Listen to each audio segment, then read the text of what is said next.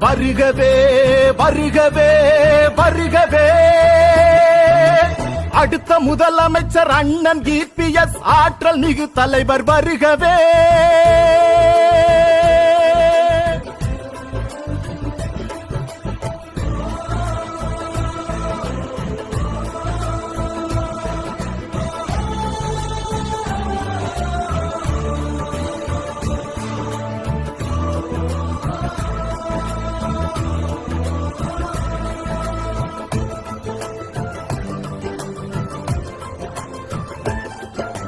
மக்கள் எல்லோரும் வியந்து பாராட்டும் மாநாடு இது வல்லவா, எழுச்சி மாநாடு இது வல்லவா.